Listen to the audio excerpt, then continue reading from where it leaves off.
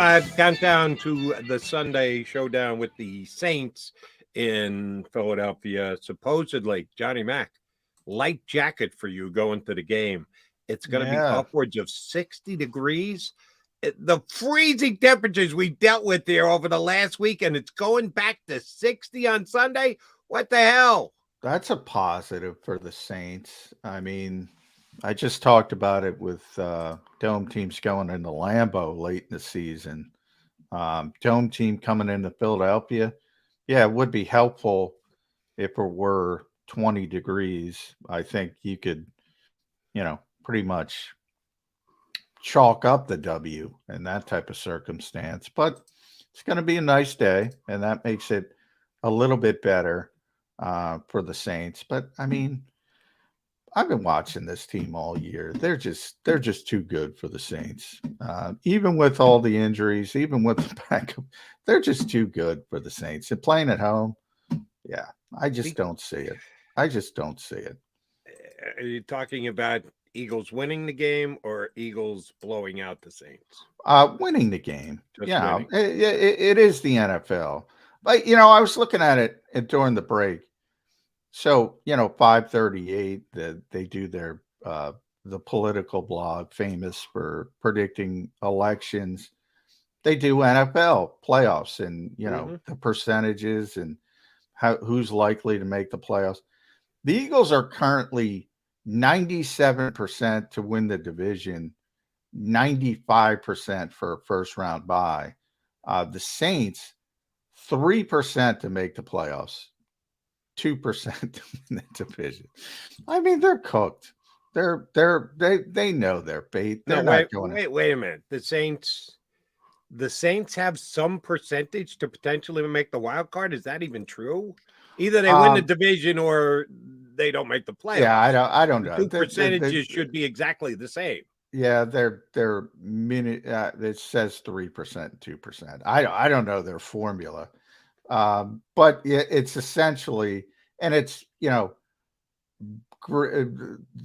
margin of error is 0.1% or however. I'm not the math guy, Jody, but yeah, I think you're quoting Fugazi numbers, or they're not doing their homework. Well, that's their. I'm not quoting their. I'm quoting their numbers. Right. So take it up with them. That's what I said. You're quoting their Fugazi numbers. I think they're eliminated from wild card possibilities. I think the only way the Saints can make the playoffs. Well, the Bucks win the division if they win this week. So the Bucks win if they beat Carolina, they win the division. And yeah, so I mean that's going to happen. The Bucks are probably going to win the division. But so for the panic-stricken people, because they allow you to change the numbers with projected wins. So if the Cowboys win, the Eagles lose, and we'll throw the Vikings winning as well, then the numbers crash all the way to 84% to win the division and 79% for a first round bye. So even then, they'd still be in decent shape, but there will be panic in the streets. Oh, the panic will be unbelievable. Here's my only upside from the fact that they got beat by the Cowboys on Sunday, because had they had won, we would have had to listen to the side, and I blatantly disagree with it, but you can always make every argument, that they should play hard against the Saints, that they shouldn't rest guys, they shouldn't go into protection mode because, oh my God, if the Saints beat our JV, well, then it's going to cost us on where that first round draft pick is going to be. Kind of the Johnny Mac stance of, way too much worry about the future when the present is staring you right in the face and you've got something to accomplish and should be your narrow focus. Oh my God, keep an eye on what's coming up down the road. Oh, that placement of that first round pick that they have from the Saints is all important. No, it's not. You got to be in the moment for 2022. I feared that. I thought the Eagles were actually going to beat the Cowboys, and that was what we were going to be talking about here on Birds 365. No, we know that they're going to be putting every effort this side of protecting injured players into winning this game this week.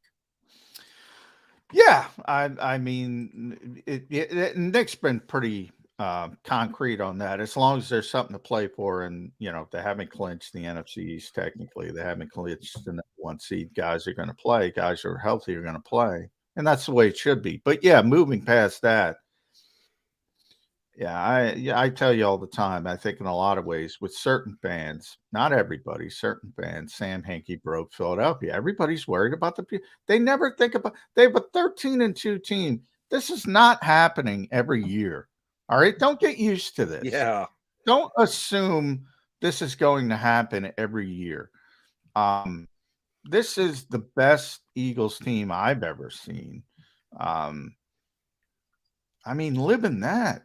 Don't worry about it. Look, it's great that they have an extra first round pick, but that's for after the season. And hopefully that season doesn't end until Glendale, Arizona. And if it doesn't, by the way, it'll be tremendously disappointing. It's Super Bowl or bust for this team right now. I, I get it. I don't get that whole group. I don't get it. you're right. Sam Hinkie probably was part of the reason why people get too involved or put too much emphasis on the future. I get it when you stink. When you got a bad team, Yeah. you go nowhere fast, and you say, "Let me turn this page because the page I'm looking at is way too friggin' ugly." Okay, yeah, that I get. 13-2. They're 13-2, and you're worried about what's going to happen in the draft in April. That's losing focus on your main goal, and shame on anyone who does. All right, Jane, let me ask you this. I wanted to get it in, and certainly we do it before. Hopefully, Jeff Nowak joins us from down in New Orleans. Lane Johnson out of the lineup. We are speculating that Driscoll's the guy who's going to be plugged in there. Looks very much like Jalen Hurts is not going to be their quarterback. What's their play sheet going to look like on Sunday? How much does it change from what it usually is? We know that it changes because it's Gardner Minshew and not Jalen Hurts. We saw at least a portion of that Sunday against the Cowboys. Did they do anything differently because Driscoll's in at right tackle rather than Lane Johnson, or do you just have to have the plug and play mentality? We are what we are. We have faith in Driscoll. If we're plugging him in to start, we believe he's got to do his job, and we're going to call the plays the same way. No, I think it changes a little bit. I mean, the Eagles have the tremendous luxury typically of not having to worry about their tackles. Like so many teams in this league have to worry about helping their tackles, whether it's a back chipping a pass rusher, a tight end lined up next to him. If Cam Jordan is having a big day, for instance, hasn't had a big year, but that's been a great pass rusher in this league for a lot of years. If he's having a big day, then you gotta chip him. You gotta, maybe put Dallas Goedert on his side more than you want. You do have to adjust, and that's an incredible luxury for a play caller and an offensive coach to have two tackles where you can just say, put them on an island. Don't worry about it. I don't have to worry about either of them. And that changes with no Lane Johnson. And it might not change this week. But if it's in the playoffs against a big pass rusher, like I said, I mean, you got to adjust and you got to change. But as far as the offense as a whole, I mean, I think you saw it in Dallas. It was very effective. They were still very effective. But you saw the difference between inside zone and Jalen Hurts and the +1, because we've had this discussion multiple times, Jody. People just hand the ball off to Miles Sanders. Well, you can do that. It's not going to be as effective without the threat of Jalen Hurts pulling it. And you saw the difference. That was the biggest difference you saw in Dallas because they were really effective throwing the football for the most part, outside the 2 turnovers. And they schemed up some really good stuff. And by no means is Gardner Minshew the same as Jalen Hurts throwing the football either. But where it was most magnified, the absence of Jalen was in the running game. And the fact that the threat just isn't there. It's not the same. So it becomes much more difficult to run the football. How much pressure is on Josiah Scott this week?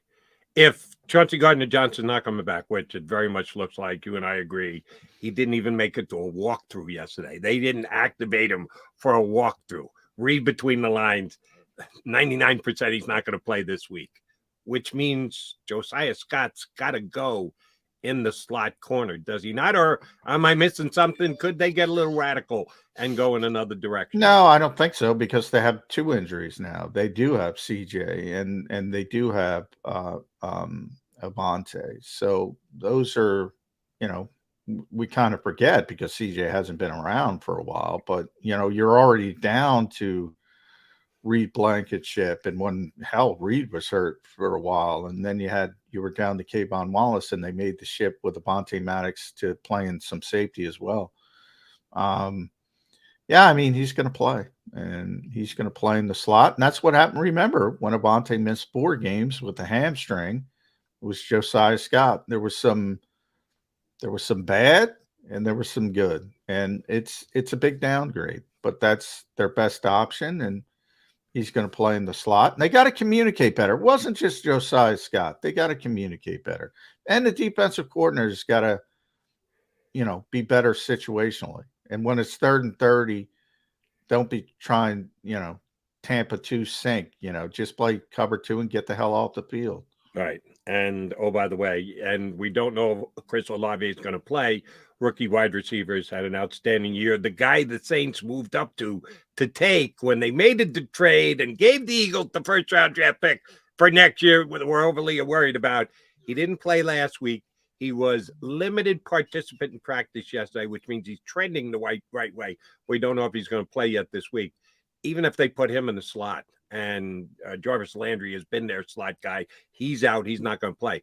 Josiah Scott's not going to have to cover CeeDee Lamb this week. He had a pretty tricky assignment that he bought into last week when Maddox went down, covering the Cowboys' best wide receiver and one of the best wide receivers in the entire National Football League out of the slot. Yeah, Saints aren't going to be throwing that against them this week. Yeah, so. I talked to Bradbury about that too. Bradbury's such a smart player. I say it all the time. Groats is going to get mad at me because, Groats doesn't disagree. Smart. He just says he's the slowest cornerback he's ever seen. I'm a big James Bradbury guy. He's I really respect smart players. He jumped on the Jody Mack bandwagon. When I told you when he was still on the Giants, it is a guy that the minute he hits I always knew he was a good player. But he's a perfect fit for what the Eagles run.